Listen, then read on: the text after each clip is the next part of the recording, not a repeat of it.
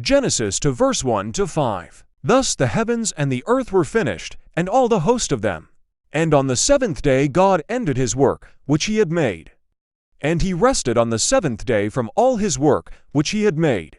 And God blessed the seventh day and sanctified it, because in it he had rested from all his work which God created and made.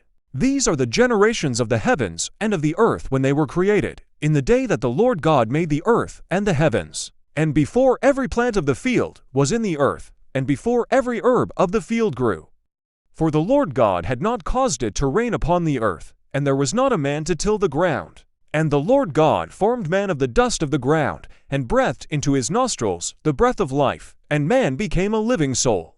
And the Lord God planted a garden eastward in Eden, and there he put the man whom he had formed. And out of the ground made the Lord God to grow every tree that is pleasant to the sight, and good for food, the tree of life also in the midst of the garden, and the tree of knowledge of good and evil. And a river went out of Eden to water the garden, and from thence it was parted, and became for heads. The name of the first is Pishon, that is it which compasseth the whole land of Havilah, where there is gold. And the gold of that land is good, and there is bdellium and the onyx stone.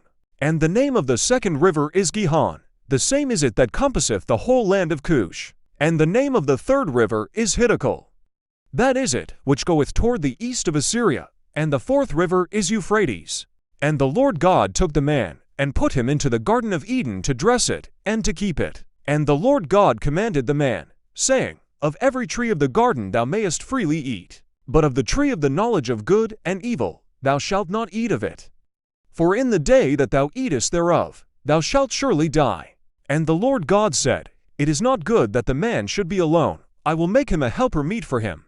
And out of the ground the Lord God formed every beast of the field, and every fowl of the air, and brought them unto Adam to see what he would call them.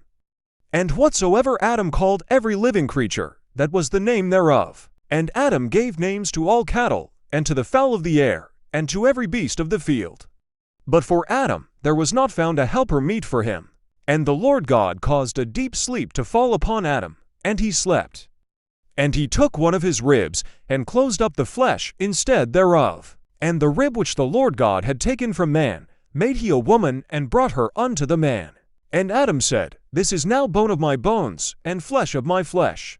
She shall be called woman, because she was taken out of man. Therefore shall a man leave his father and his mother, and shall cleave unto his wife, and they shall be one flesh. And they were both naked, the man and his wife, and were not ashamed.